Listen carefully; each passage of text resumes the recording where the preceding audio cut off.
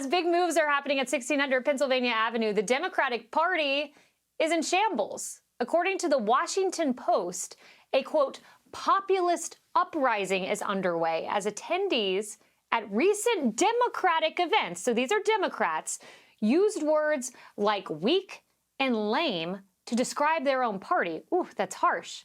With some even floating wild theories about a military coup. And now, even some elected Democrats appear to be using violent rhetoric. This week, the left's rising star, Congresswoman Jasmine Crockett, called for Senator Ted Cruz to be knocked over the head.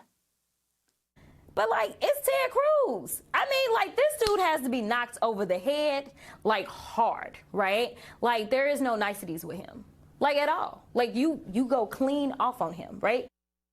Here now to respond, Texas Senator Ted Cruz.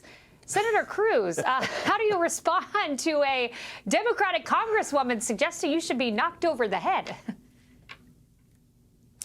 Look, I don't know her. She's a congresswoman from Dallas. I've never met her. As far as I can tell, she's never done anything in the House of Representatives other than scream obscenities. But I'll say it's sad. It's really sad that this is where the Democrat Party is. You know, you were talking a minute ago in your last segment about how the Democrat Party, they're floundering. They don't stand for anything other than rage and hatred. They hate Donald Trump. They hate Elon Musk. They're now the party of violence. She's happily calling for violence.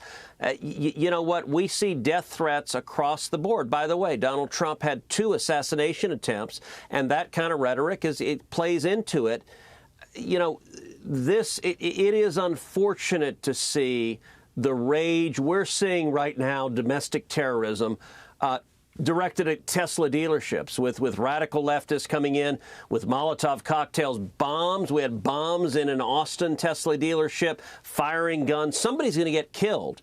And at some point, the Democrat Party needs to stop being out of their minds. Like when I was first elected 13 years ago to the Senate, there was such a thing as moderate Democrats. They're not anymore. They now just are the party of rage and hatred and extremism, and that's an unfortunate thing for our country.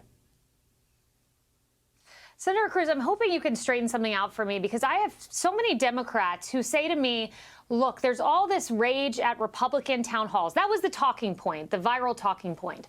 But then, I read the Washington Post, and Democratic voters are calling their own party lame. I've seen sound bites of people screaming down Democratic members like Glenn Ivey.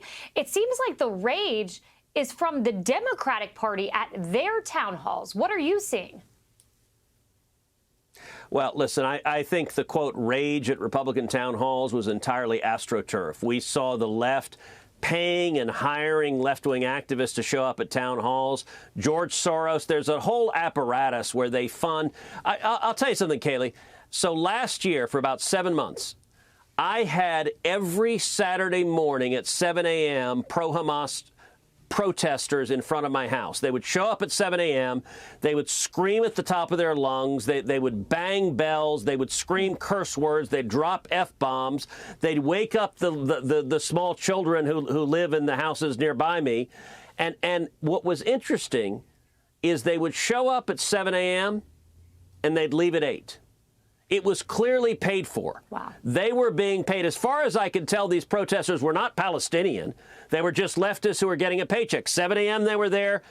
8 o'clock, 8:01 they were gone. And it went for about 7 months, and then it disappeared. They've never come back. And it was clear, whoever was writing the paycheck, at some point they decided, all right, we've harassed my family long enough. Let's go harass someone else.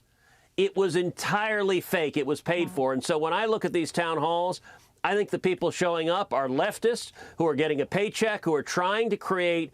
The corporate media is more than happy to be complicit and say, oh, voters are mad. I'll tell you, when I'm home in Texas, Texans are thrilled. We're thrilled the border is being secured. A 98% drop in illegal immigration. We're thrilled the president is standing up to our enemies. We're thrilled that the war on Texas energy and American oil and gas has ended. We're thrilled. I got to tell you, in my whole life, I've never seen a president hit the ground running the way Donald Trump has, and it is extraordinary, And what I'm hearing from Texans is a lot of gratitude. You know, last week on my podcast, Verdict with Ted Cruz, I interviewed Elon Musk. I did an hour-long one-on-one interview. And one of the things I conveyed to him is I said, Elon, before I did this interview, I tweeted out, hey, if you could have a beer with Elon, what would you say to him? The most frequent comment I had, and I passed this on to Elon, was Texans and Americans saying thank you. Thank you for enduring the vilification, the demonization. Thank you for standing up and fighting alongside President Trump to save this country. That's what I'm hearing. You know, I only have a few moments, Senator Cruz, but I do want to ask you about a cryptocurrency bill you have passed the Senate. It should be going to President Trump's desk, and it's rolling back the abusive regulations of President Biden. Is that right? That's exactly right. The Biden administration, in the closing days of the administration, put in place an IRS rule attacking cryptocurrency, attacking decentralized finance, and treating those engaged in decentralized finance as broker-dealers. It would have put an enormous amount of people in the crypto world out of business. It was wrong, so I introduced a resolution to repeal it. We brought it up for a vote on the floor of the Senate, and we got a massive bipartisan vote. We got about 70 votes for repealing that rule. It is the single largest vote in history for a repeal of a regulation. And listen, one of the big issues in this last election was Bitcoin and crypto.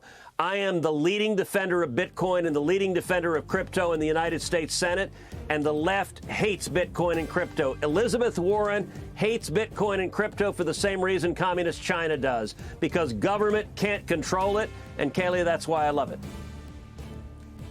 Man, 70 votes. So there are a few Democrats who believe in the free market, at least for crypto. Well, that's encouraging. Senator Ted Cruz, thank you. Hey, Sean Hannity here. Hey, click here to subscribe to Fox News YouTube page and catch our hottest interviews and most compelling analysis. You will not get it anywhere else.